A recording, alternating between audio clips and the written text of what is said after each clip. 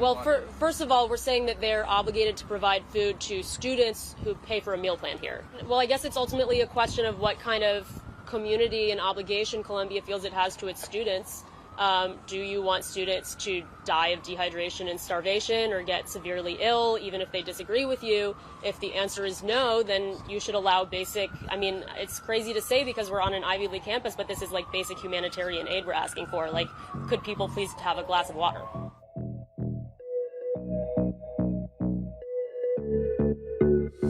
It's Wednesday, May 1st, 2024, May Day. And welcome back to Goodfellows, a Hoover Institution broadcast examining social, economic, political, and geopolitical concerns. I'm Bill Whalen. I'm a Hoover Distinguished Policy Fellow, and I'll be your moderator today.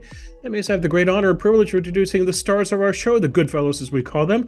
That would include the historian Niall Ferguson, the economist John Cochrane, the former presidential national security advisor, historian strategist, Lieutenant General H.R. McMaster. All three gentlemen are Hoover Institution senior fellows. Guys, welcome to the fifth month of the new year, and what a busy past week it's been. A lot to get into. We're going to talk about, obviously, what's going on the campuses in the second segment of the show, but first we're going to take a look at intelligence in a time of wars, plural. And joining us for that conversation is our colleague, Amy Zegart. Dr. Amy Zegart is the Hoover Institution's Morris Arnold and Nona Jean Cox Senior Fellow and a professor of political science by courtesy here at Stanford University. She's also a senior fellow at Stanford's Human-Centered Artificial Intelligence Institute and the Freeman Spogli Institute for International Studies. The author of 5 books, Dr. Zegart specializes in U.S. intelligence, emerging technology and national security, grand strategy, and global political risk management. Her award-winning research includes the leading academic study of intelligence failures before 9/11. Its title is Spying Blind, the CIA, the FBI, and Origins of 9/11. Her most recent book, which we discussed the last time she was on our show, is the bestseller Spies, Lies, and Algorithms, The History and Future of American Intelligence. Her fine book nominated by Princeton University Press for the Pulitzer Prize. Amy, welcome back to Goodfellows. Thanks for having me. It's great to be with you all. So a lot to get to in about 30 minutes here, but let's see how far we can get. We'd obviously like to talk, Amy, about intelligence gathering in a time of wars, both hot and cold. I'd like to get your thoughts on how intelligence gathering moves forward with the proliferation of artificial intelligence. I'm curious as to the intelligence community's role in the campus protest. I know John is just chomping at the bit to talk about TikTok as a national security threat. And if we've got the time, I want to find out what your problem is with James Bond, which will be Neil's cue to do his best Sean Connery imitation. But Amy, let's start with the events of 10/7. 10/7, like 9/11, ghastly, barbaric, but also a massive intelligence failure, so much so that the head of Israel's military intelligence resigned last week, fell on his sword for the failure. I've seen some analysts, Amy, suggest that there's a lesson here in that Israel became overly reliant on technical surveillance and at a cost of not enough human intelligence, and human intelligence maybe could have done a better job of foreseeing what was coming down the road. Do you disagree, or do you agree or disagree with that assessment? Well, Bill, I don't think we know yet. Mm-hmm. You know, there's an urgency to try to figure out what went wrong. But as you know, with intelligence failures, it takes time to get to the bottom of exactly what happened. So I think there are a number of things, at least at this stage, that could be going on. Number one, was it only an intelligence failure, or was it also a policy failure? So intelligence agencies warn, but policymakers have to act. There's some indication already, evidence that Prime Minister Benjamin Netanyahu did receive some warnings and in fact did not reposition his forces. So that's sort of thing one, is it really only an intelligence failure? The second thing, I've heard a lot from Israelis, the over-reliance on technology, and that was a challenge. But in addition, there's a broader problem of, did Israeli intelligence understand discontinuous change, right? So in intelligence, understanding when your adversary is going to zig instead of zag, that discontinuous change is really hard. Was that one of the problems? I suspect a third problem is, did Israeli intelligence sufficiently understand Israel? And by that, I mean, we now know, right, the domestic political crisis in Israel leading up to 10/7 likely emboldened its adversaries to act when it did. So in the US, for example, our intelligence agencies almost all look outward at foreign intelligence.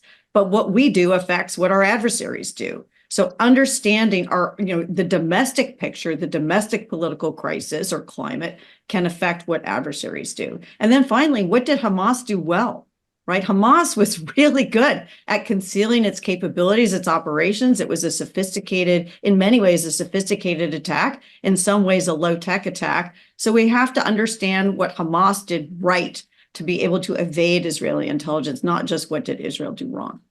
Amy, I love your book, and you're the clearest thinker I know, and I have nothing really to add to that answer except to expound on it, and just to note that intelligence failures oftentimes, are really command failures, because of the factors that you mentioned, because you have the information available, but you just haven't really thought deeply enough as a commander or somebody who's going to allocate sufficient forces to stop the kind of attack that happened on October 7th.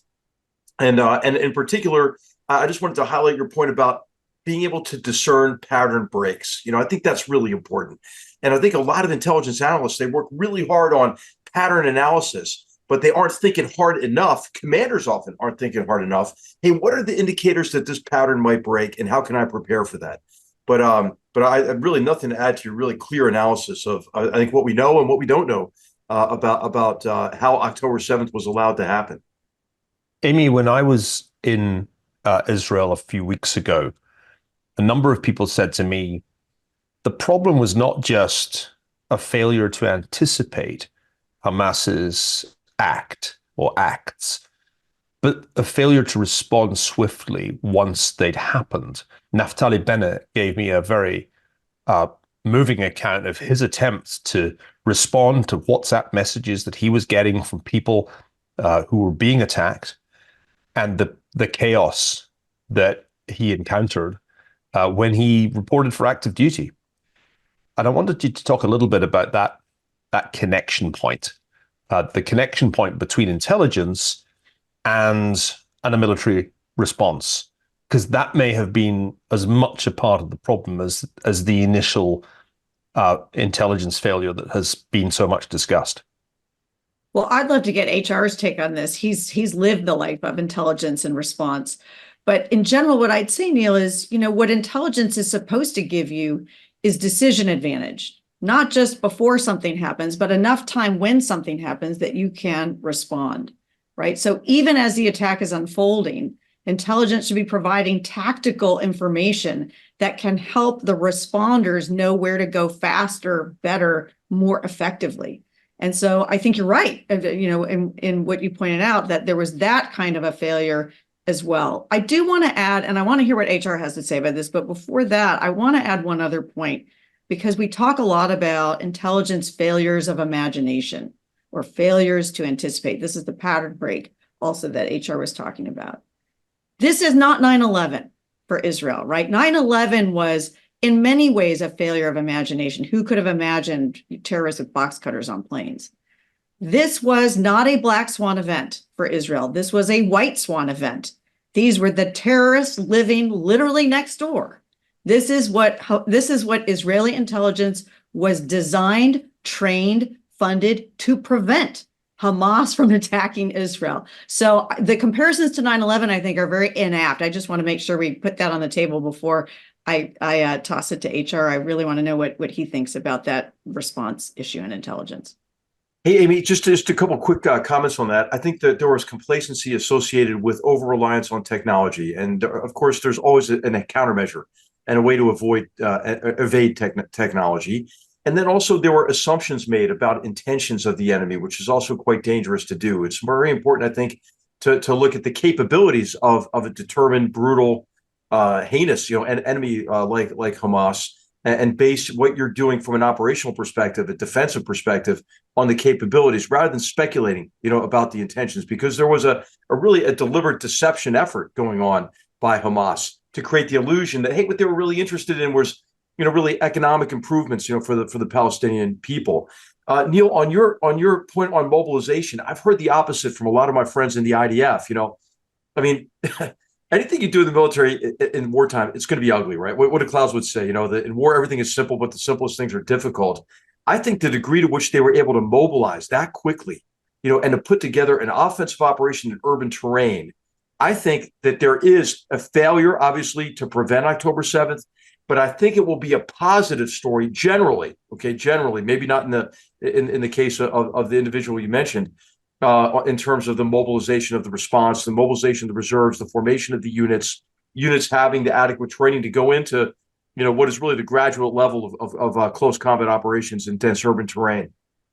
Just to quickly qualify it, I think Naftali Bennett's point was that in the hours and days after the attack, the response was slow. I think the IDF's operation against Hamas, despite the negative media coverage it's received in many countries, has been a military success.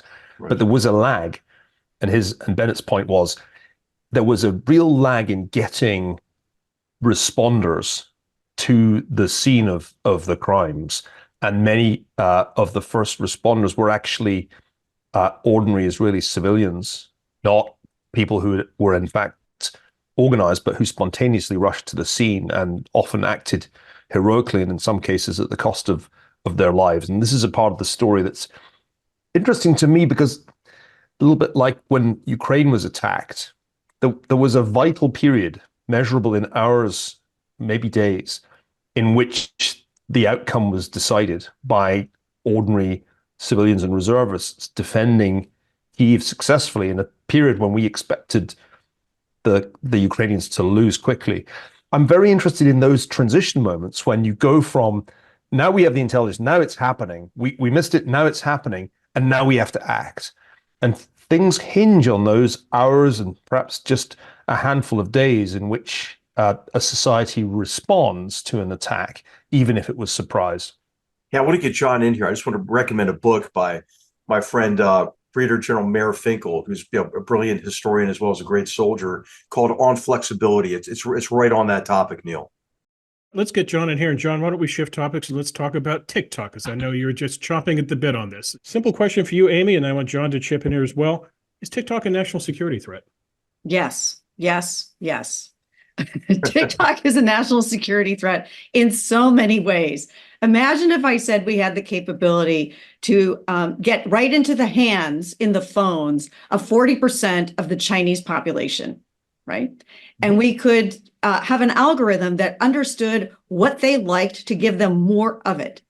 Imagine the possibility of what you could do with that access. That's what China has in the United States. So that's sort of national security threat number one. They don't even need to use the Russian playbook.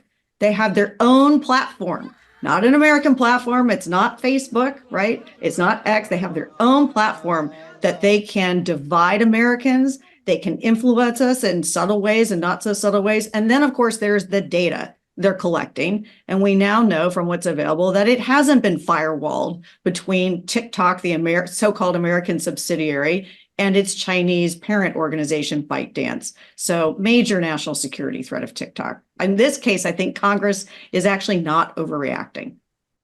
So let me push back on that a little bit, because there is a lot of China, owned by China, national security threat. We are going to apparently tear down and reinstall every single crane in every port in the US because the software was made by China. We don't want to allow Chinese electric cars in because who knows, security threat. I would be curious at an actual documented instance of some secret backdoor that is, and what exact data. So 13-year-olds are watching, are they watching which Taylor Swift song? Is that a national security threat? There's a lot of xenophobia and protectionism being wrapped in national security here. Now, what actual national security data is being collected that is not remediable by regulation as if it were an American company? Now, then you go on to, well, they're providing disinformation. Facebook and Twitter are pretty darn good at providing disinformation too, and at privileging things over in their algorithms and in censoring unpopular views. So forcing TikTok out of the US because their algorithm provides disinformation, well, that's the sort of thing one can regulate. So what can be done by regulation? What is specific to China as opposed to US firms? And what of this is just general paranoia about China? Now, this is a question. Is there documentable what kind of actual national security threatening data has a TikTok enabled iPhone passed on to China that they wouldn't otherwise be able to get in 100 different ways, especially given, iPhones do have security. We can demand security as we do of our own domestic companies. Try to make this a little more concrete, not just China, China, China. Yeah, I appreciate that, John. And I there is a lot of xenophobia. There is a lot of anything Chinese must be bad. But we have to triage what is actually really a risk from what is a relatively low risk. I would put TikTok in the high risk category because we're talking about the cognitive battle space. I don't think it's the right approach to say, show me the evidence that TikTok has performed this function in the past. The point is to prevent the CCP from using TikTok to influence Americans in nefarious ways in the future. Right. It's not just 13-year-olds, John, that are listening to Taylor Swift, Fine. but a large and increasing percentage of Americans get their primary news from TikTok. Okay. Not Wait. What it's you're not calling just for here, entertainment, it's news. It's a source of news. you're calling for government censorship here on the grounds of national security. There's two cases. One case is that it's funneling data to China that's national security secrets. Okay, tell me about that. Potentially. Now you're going to, And they are spreading John, bad news in the U.S. We're perfectly good at spreading bad news on our own and on regulating the news function. That doesn't mean we open the doors for everybody to spread bad news. Just because there's some disinformation doesn't mean we make it easy to have more disinformation. So we have a First Amendment here and sort of property rights? John, we're not talking about xenophobia here. I mean, we're talking about a hostile, authoritarian government that is determined to drag us down and wants to drag us down, on this battleground of perception by altering the perceptions of Americans on the key issues that are relevant to them trying to extend their influence and extend their power at our expense and to rewrite the rules. You guys are saying we want our government censoring what's said on media in the U.S. by legal companies on grounds of the battle space of ideas. It's not like any other company, John. I mean, it's a company that has to, by law, act as an arm of the Chinese Communist Party based on the national security law and even worse, by the recent reinterpretations of that law. The other thing is on the data, they've already used the data to track down U.S. journalists who were publishing negative information about TikTok. So, it's not a theoretical case, John. And then also, in terms of even the cranes at the ports, there are many examples of not just software, but hardware that's compromised. Remember the Supermicro, incident from years ago. The public still doesn't know all that story about that. Huawei, remember all of our allies and partners were so reluctant, show us the proof. Well, we showed them the proof, and they began to shut Huawei down and rip it out, of their communication systems. So, I know it sounds kind of Dr. Evil-esque, and I'll spare you my maybe I'll do my imitation. We thought that China was the Diet Coke of communism, but actually, hey man, they're the real Coke of communism. They're more than 1 calorie, and they're trying to tear us down, and TikTok's a way to do that. I'm just trying to imagine the 1930s if US radio airwaves had been open to propaganda from Stalin's Soviet Union and Hitler's Germany. Well, would that have been a triumph for the First Amendment? I don't think so, John. I mean, I think that the founders certainly did not have in mind opening the United States to propaganda. Now, you might be in a stronger position if young people in America were behaving quite normally, going about their business, preparing for their finals. But as it happens, and we'll be saying more about this later in the show, young people in many universities are behaving in ways that are, to say the least, disruptive. And it's not too difficult to show that in the way that it covers the crisis in the Middle East, TikTok is massively skewed against Israel and in favor of Palestinian organizations. And I think there's a pretty good, at first blush, case to be made that you can see the evidence of TikTok's influence on American campuses today. And as Amy and HR are saying, that could just be the beginning. This is a very powerful tool that has been designed. And the fact that it's a Chinese-owned tool, not a Facebook tool or a Google tool, I think is a serious concern. I still- and there was- it's trivial. It's trivializing the First Amendment to say anything should go. The propaganda should be a kind of free market. I don't think you can have a free market in propaganda when totalitarian regimes are posing a threat to the stability of our society. I will still, the 1930s had an American Communist Party. They had American fascists. They were owned subsidiaries of those. They got to say what they wanted. The reach proudest of moments those of this country are organizations, not- John, the reach of those organizations, John, was absolutely trivial. They were trivial because more Americans were sensible and not to listen to them. The proudest moments of this country are not the censorship during World War I, good old Wilson, not the Alien and Sedition Acts, not the efforts of the government to moderate what it is. And remember, you don't get to be in charge of determining what's disinformation or not. The people who censored Facebook, who decided that the Great Barrington Declaration was disinformation, that's going to be who's in charge of deciding what's disinformation or not. So the project of our government being in charge of deciding what's disinformation is a very dangerous one. But John, the proposal is not for the U.S. government to determine what TikTok, what is on that platform, right? What's currently before us is that ByteDance has to divest of TikTok. Oh, and by the way, Chinese law mandates, right, that you have to turn over data that the CCP wants if you're a Chinese company, no matter what.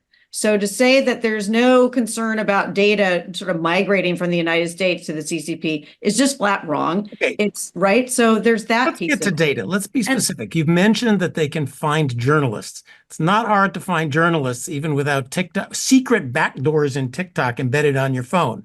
Finding journalists is pretty darn easy. Well, John, actually, just to clarify, hey, first of all, John, I'm just glad you're here to challenge us on this because this is an important debate, and it's going to keep going on, especially with the various aspects of freedom of speech and where the limits are and so forth. But it was really tracking the journalists so they could find their sources, they could uncover their sources, and you can see that used for all kinds of nefarious means because we know that Chinese students here at Stanford University, if they make critical statements about the Chinese Communist Party, their parents can get a knock on the door, because they're being informed on by various means. So I think journalists don't know how to make a non-trackable cell phone. That doesn't seem like the hardest thing in the world. I just don't think Does China need TikTok in order to track journalists via their cell phones? There's a whole lot of data. I think TikTok's their greatest asset in their sustained campaign of disinformation and propaganda. Let's get back to data. To reduce. You're a journalist. Don't put TikTok on your cell phone. Okay. Still not clear how TikTok. I mean, is that within the terms of service collecting? There's one question of is it if you have an iPhone, turn off location tracking? Not that hard. Yeah. Well, governments have done it. Local governments have done it. The federal government's done it in terms of banning TikTok. But if you're working in any kind of sensitive position, if you have a company that has intellectual property or sensitive technology that China wants, letting them into your system, into your phone, I think is a huge mistake and a national security risk that goes beyond, government don't let them in jobs your and phone. classification. So, well, Don't download it. Don't use it. How about just Not have the hard. Chinese Communist Party relinquish control of it by the sale to a U.S. entity, which is what the bill calls for. So speaking of the bill, President Biden signed last week. ByteDance, as Amy referenced, has 270 days to decide what to do here. Though I think, Amy, there is a little wiggle room. It can be extended to a year if need be. I want the four of you to tell me what's going to happen in the next 9 months.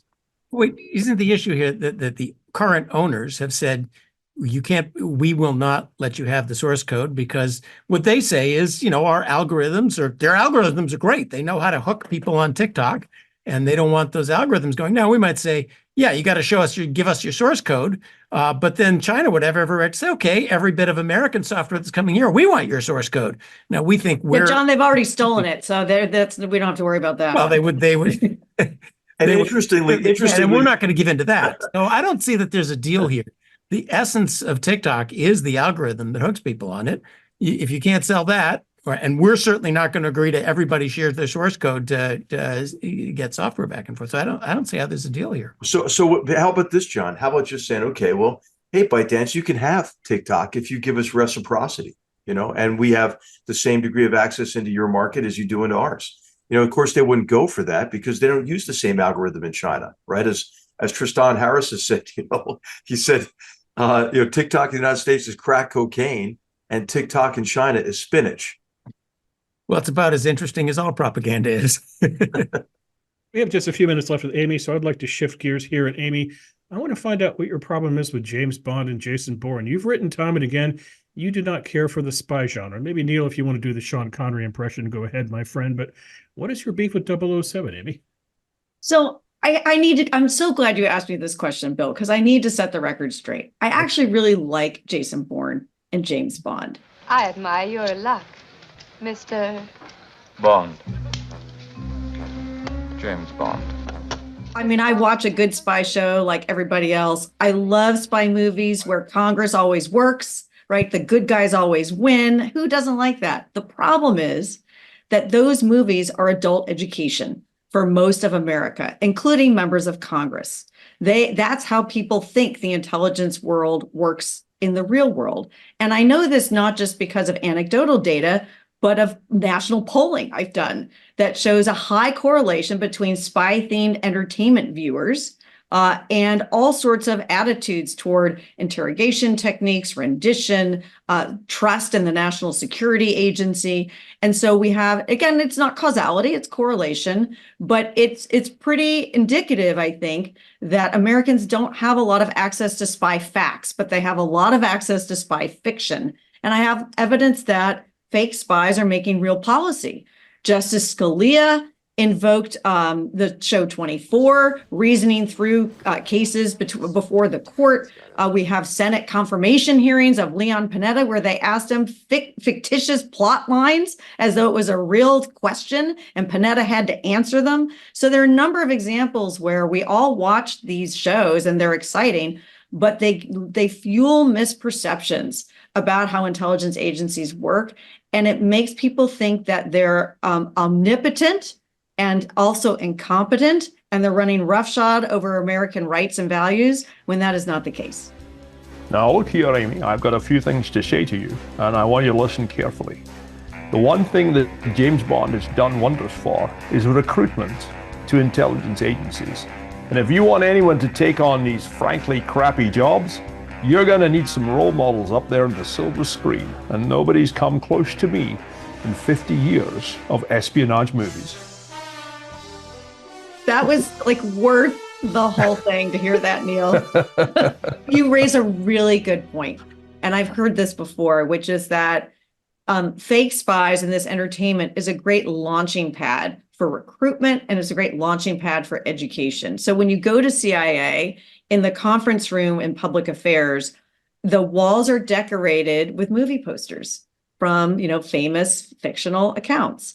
Everyone loves the glamour of Jason Bourne and James Bond and Carrie Mathison. And so it is helpful for recruiting, but you also want people to know what they're getting recruited for, what the real job is, to your point. You don't want to have them because it takes a lot of effort and training. You don't want them to leaving disillusioned. So there is some benefit, but not as much as people think there is. Well, and perhaps to emphasize your point, James Bond is fictional, but if anything, he's on the covert operations end of intelligence. And I would imagine 99.9% of the job is you go to a desk in a cubicle in Langley, Virginia, you stare at a screen all day, try to make sense of what you're seeing, and then you go home. Hardly the glamour of James Bond's life. And in fact, John, I just taught a class with our National Security Affairs fellow from the CIA, Sam Townsend, and we were arm wrestling over this. So we did this class on covert action, and he made exactly your point, which is 99.9% of what intelligence agencies do is not covert action. Why are we spending our time on the tiny sliver of intelligence activity that is covert action? And my answer is because that's what people focus on, and those are the areas of greatest controversy. But your point is exactly right. It's I challenge you, write a screenplay on a real intelligence gathering operation and see if you can pitch it to Hollywood. 37 hours of this. let me ask the next question. Would a Hoover Senior Fellow make a good spy? Some Hoover Senior Fellows would make good spies. How do we know that some of them already aren't?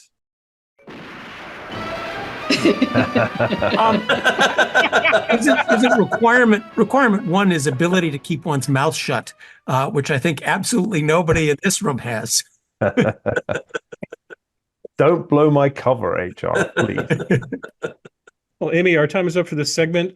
It took 2 years to get you back on the show. Let's work on it the next time. Okay. I can't wait to come back, especially with the impersonations that I got to hear. So thank you for that. We still haven't heard from John on the impersonation front.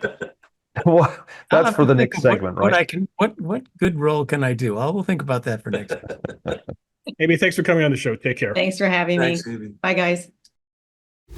Okay, let's move on to our second segment, and that is pro-Palestinian protests roiling college campuses across the United States of America. The show gets a Good Timing Award, and then it's May the 1st. Last night at Columbia University in New York, which is the epicenter for these protests in the United States, the police went in, the NYPD went into a building and repossessed it from protesters who had seized it. Those protesters are probably being processed in New York jails, and given New York's rather revolving door system of justice, I imagine they will be back on the campus in a few days at it again. Neil, I want to start with you in this regard. You look back in American history in the Vietnam protests. For many protesters, this was personal. Their generation was fighting overseas. Their generation was dying in battle. They had skin in the game when it came to protesting the war. But you look at these protests, Neil, and here's my question. How many of these protesters actually have a personal stake in Gaza? How many have a personal stake in Israel? In other words, we've talked a lot of time on the show the past 4 years, Neil, about higher education, about culture, about free speech, and so forth. Is what's going on campuses right now, is it driven by Israel and Gaza, or is this what I would call a fill-in-the-blank protest? In other words, this issue becomes the opportunity to have a larger public demonstration.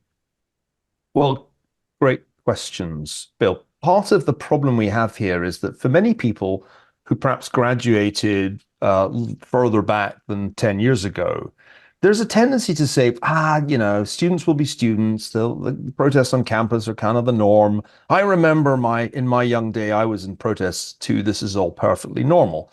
And I think this is a great mistake.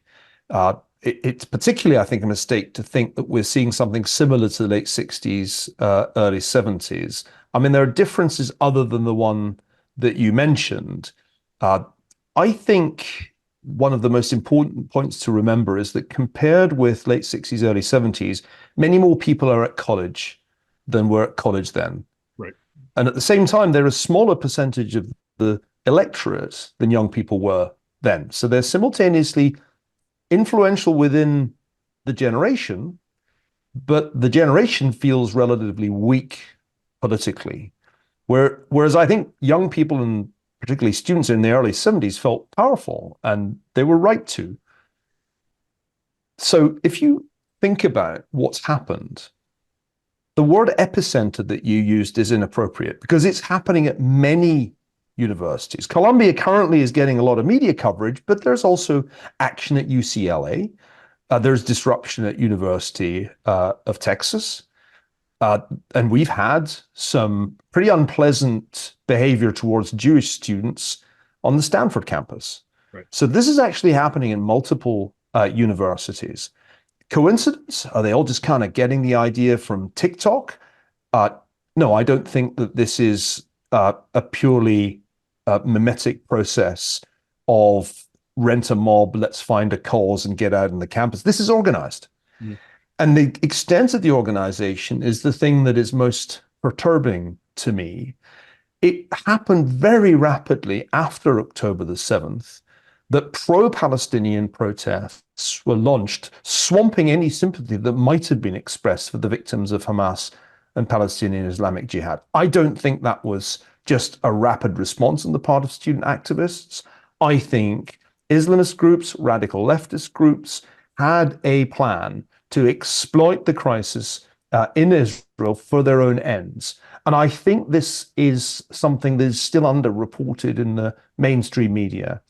There is a reason why there are substantial anti-Israeli elements in American campuses, and that is that a lot of Middle Eastern money has been pouring into American universities, as well as students on government scholarships from the region.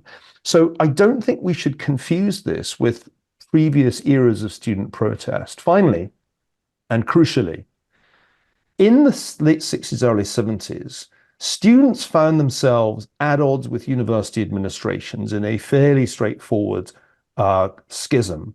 Today, substantial elements of university administrations, diversity, equity, and inclusion officers, radical leftist professors, side with the disruptive protesters.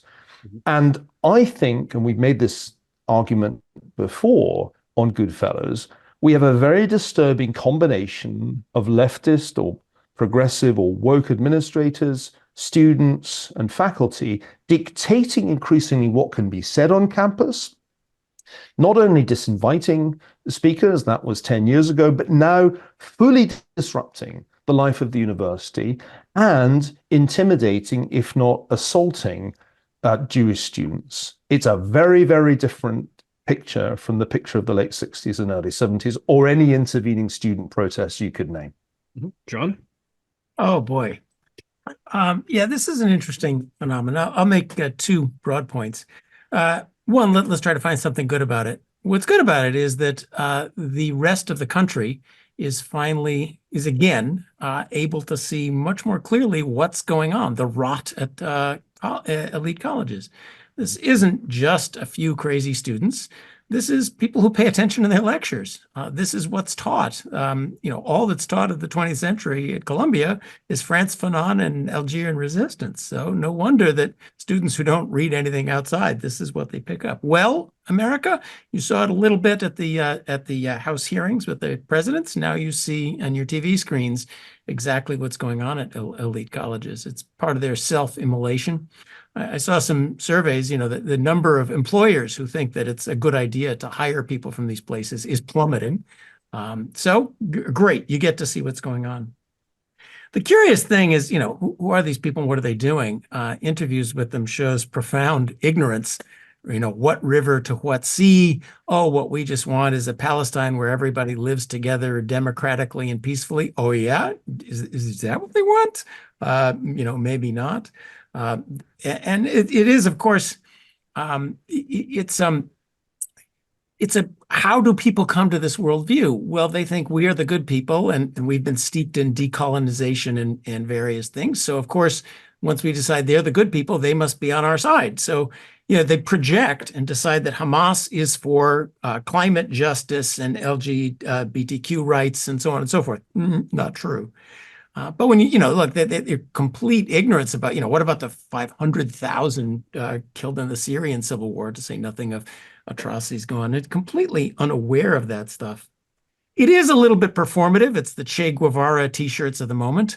But it's interesting that this movement, which is actually pretty common on college campuses and a large part of the sort of elite left-wing progressives in the US, they used to be safetyists. Oh, little words are going to hurt us. Now they are out there endorsing horrific violence, horrific, not just killing people, torture, rape. They're all for Iran, which is having a crackdown on women and tortures its people publicly as it executes them. So it's interesting that this movement, I don't know if they understand what they're saying, but what they are saying has turned into a public endorsement of horrific violence. Well, now you know who they are a little bit more too. HR, I'm curious about the fix. Protesters will come and go. They'll either get kicked off campus, they'll graduate, they'll be gone in a couple of years. But what about the faculty who are still there and either indoctrinating or encouraging this? What do you do about the faculty? Fire them. I think you fire them. And I think it should be quite easy to do that. These are people who have taken action that cuts against the mission of the university.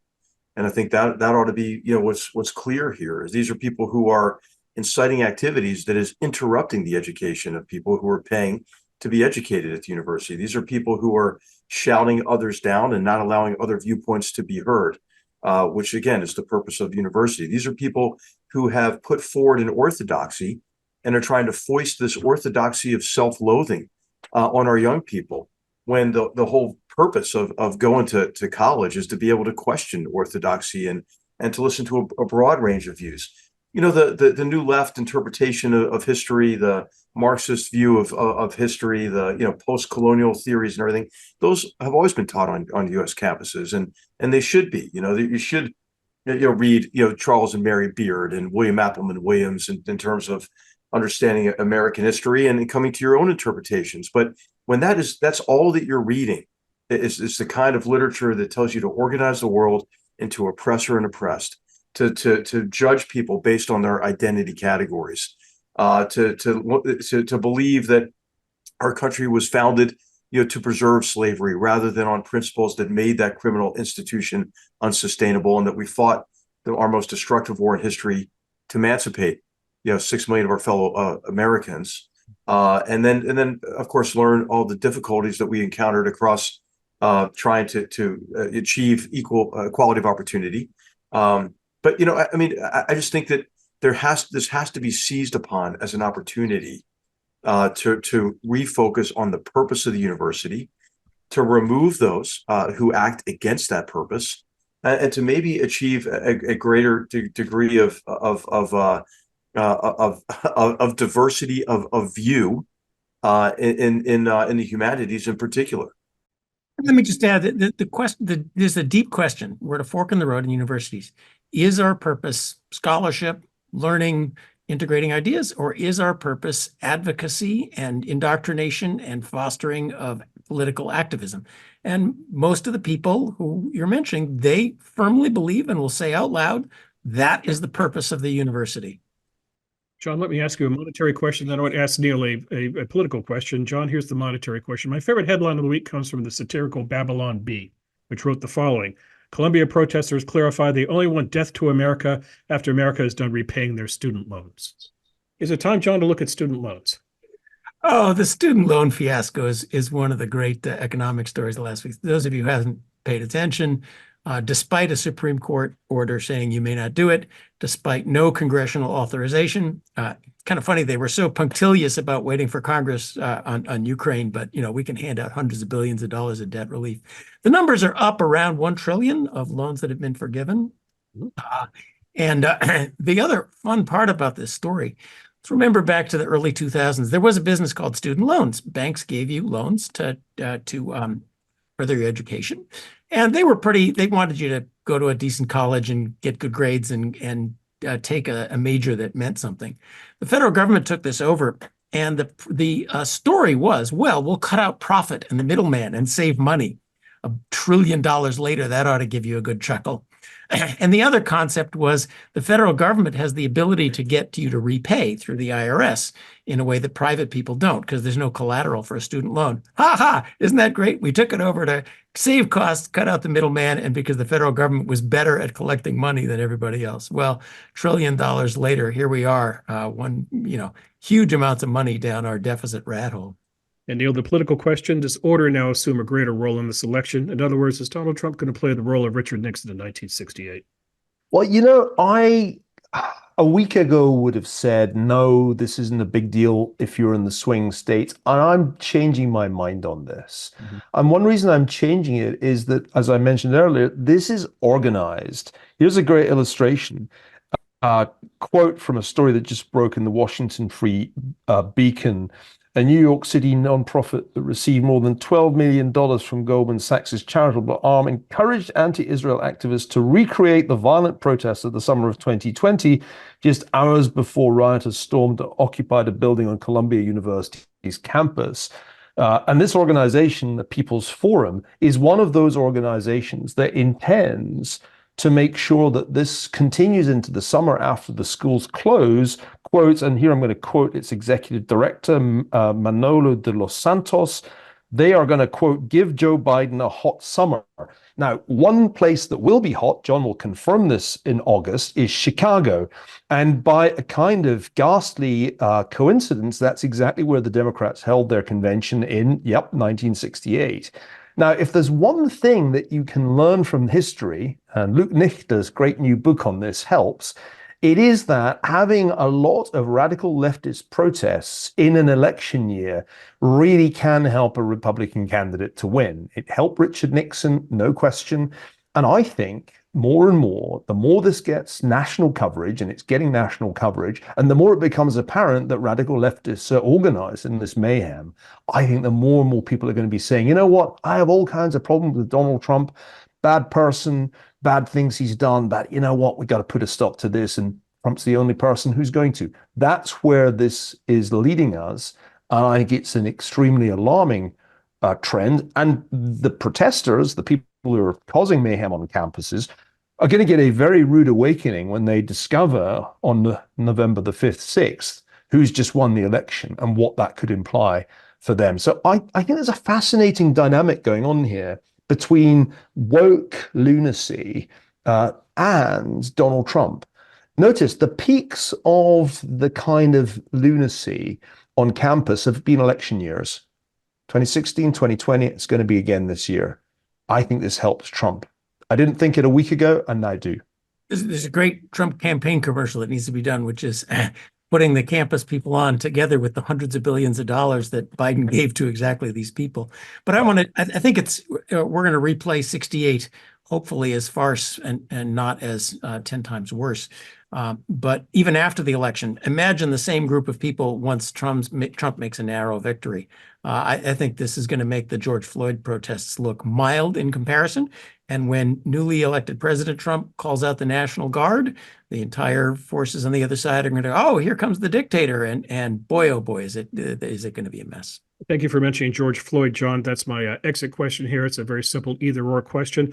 America's anti-Vietnam protests ran the better part of a decade, from about 1964 to the early 70s.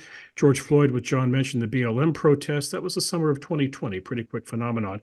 Here's the question, gentlemen. You look at the pro-Palestinian protest, which is it? Is it going to be long-term like Vietnam, or is it going to be more of a flash in the pan like BLM? John? Flash in the pan. This is, for the moment, a very narrow part of elite university students, financed and organized in a narrow place. But even in the mainstream the mainstream Democratic Party was against the Vietnam War, so that was a much more national thing. I think it's going to spread once it becomes about the election. Mm-hmm. HR? I think it's going to be limited in time, but I'm worried about other, looming, sort of civil unrest associated with a contested election, as John said. I think that's a really important point that we'll probably talk about more on this show. But I think it's important to point out that many of these groups, and certainly foreign entities who also fund these groups, like Code Pink, for example, that works through a cutout of a Chinese billionaire to funnel money into them. What they want us to not have confidence in who we are, confidence in our common identity as Americans. They want us not to have confidence in our democratic principles, institutions, and processes. So let's stop helping them out, by through this curriculum of self-loathing, and then also, by aiding and abetting those who profess to hate this country, as you mentioned, but are quite happy about getting their tuition paid by the U.S. government. Neil, you get the last word. Going to run and run. This is not a flash in the pan. They intend to keep it going after we get to the summer holidays, and I think they will be able to, partly because the war is going to keep going.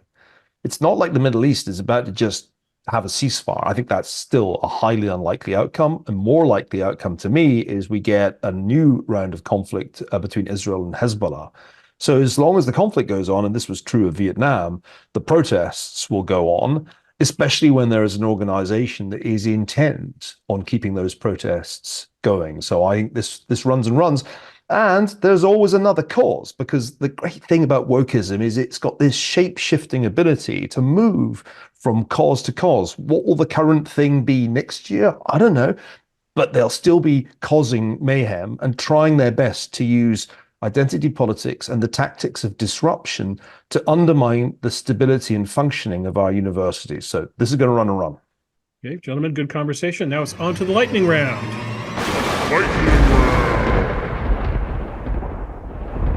Okay, a reminder to our viewers and listeners, if you want to send in a question for the lightning round, you can do so. You go to hoover.org/askgoodfellows, and you can pose a question to all three of them, or to Neil, John, HR. Choose your poison.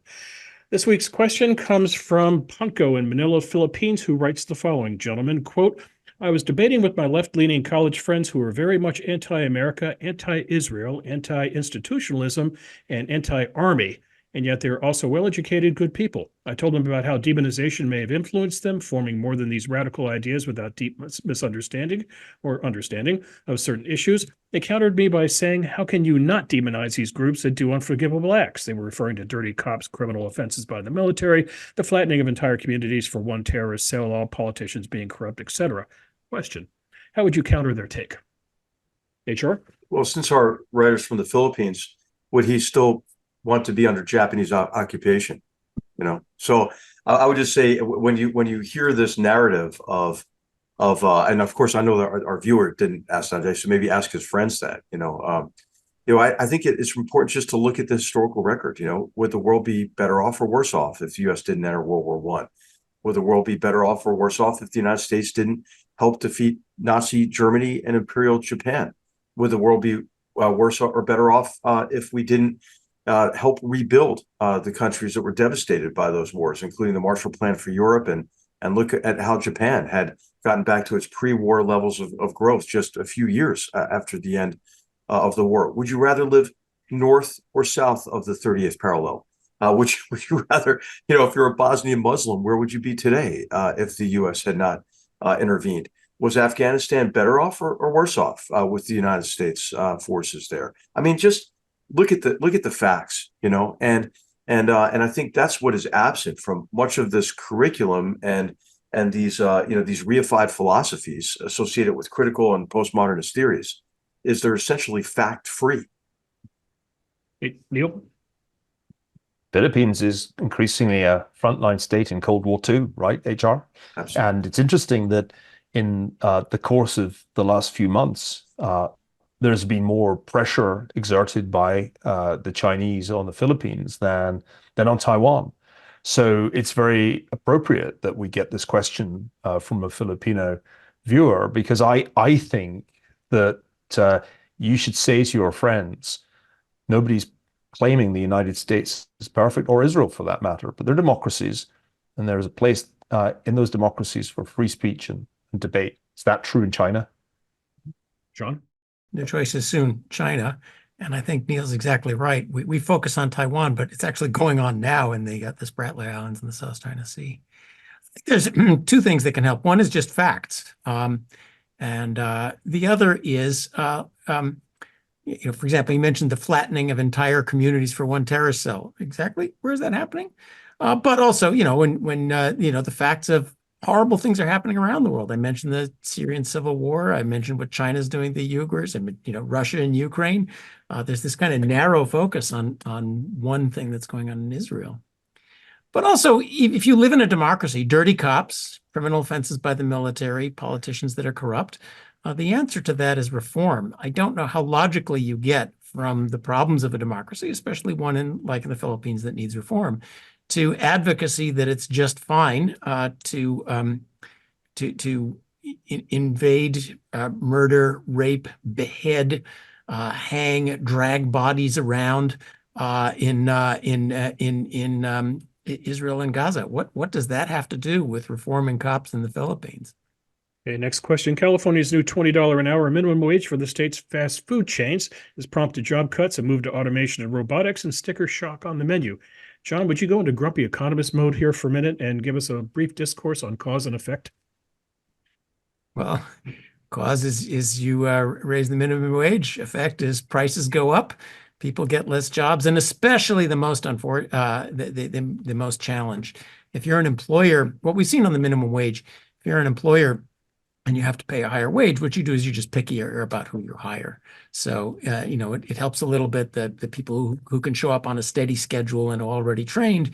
The kid who doesn't speak English so well, the single mom who needs a schedule, those are the ones who really lose out on the employment effect. So one more step on California's deep efforts to destroy its economy. Question for the panel. Which fast food chain has the best burger? John Cochran, do you do fast food? Very, very seldom. Next, HR. In-N-Out Burger, man. No, there's no question about it. Neil? I make my own burgers, and my sons consistently vote them the best in America. My cheeseburgers are superb and far superior to anything you'll get in a drive-in. I don't know. You got to get a double, Neil, with fries animal style. Well, I'll treat you, man. It is In-N-Out is a real California tradition, and those of you who haven't been here, when you come to California, you at least have to go try it and see what it's about. Let's agree. HR for the win. It's In-N-Out. No question about that. All right, gentlemen, final question, and we're going to go to the video to look at this. I love property, and let me tell you something. If you care about your country, read Ludwig von Mises and the 6 lessons of the Austrian Economic School, motherfuckers. Okay, I'm assuming the three of you guys are not into MMA and UFC, but that gentleman is named Renato Moicano. He's a Brazilian mixed martial artist who competes in the lightweight division of the Ultimate Fighting Championship. Question for the panel. Since when did an Austrian school of economics become all the rage in South America? Well, if you look at what's happening in Argentina, where the president is an ardent devotee of Austrian economics, you can see that our prize fighter is no complete anomaly. Actually, what's fascinating is the extent to which libertarian economics has made more advances in South America than anywhere else in the world in the last decade. And that may be because alternative forms of economics, the corporatist, Keynesian, Peronist models have been tried there and failed. John, I'm sure you're in favor of this, right? Yeah. Without the cuss words. And yeah, without the customers, yeah, no, any way of getting the word out is just fine. Latin America has certainly, more than anywhere else, tried everything else and is now ready to try the one thing that works. So it's an interesting phenomenon. Who would have ever guessed? But take the win. Okay, HR, what happens if you, Ferguson, and Cochran get inside the octagon and go at it? HR wins. That's not going to last long. Even if John and I join forces, I think we're both out for the count in round one. And MMA is so intense, you know. I mean, I used to box and of course you're cognizant of maybe head injuries, that sort of thing. Because I had a number of concussions from rugby already. But man, it's just amazing the blows that these guys take. They're so tough, these guys, and obviously they're extraordinary athletes. You know, being able to move and kick the way they do, it's just fantastic. I mean, it's hard to watch. It's just so brutal, man. Even for me, you know, it's really intense. I got a strategy. I think I can outrun HR. You probably can. Until we get my knees replaced. Yeah, probably that's true. Okay, gentlemen, great conversation. Let's leave it there. Our next Goodfellows is coming up in the middle of May. You don't want to miss it for two reasons. Neil Ferguson's going to be back in the house, and we're going to be joined by, you guessed it, Goodfellows' favorite, Stephen Kotkin. And we're going to have kind of a fun show. We're going to look at historical counterfactuals. So we're going to ask Neil, John, and HR to all come with a few historical what-ifs and talk about what might have happened if history took a different course. You don't want to miss that. And again, that's in the middle of May. On behalf of my colleagues, Neil Ferguson, H.R. McMaster, John Cochran, all of us here at the Hoover Institution, hope you enjoyed today's show. We'll see you soon. Until then, take care. Thanks for watching. If you enjoyed this show and are interested in watching more content featuring H.R. McMaster, watch Battlegrounds, also available at hoover.org.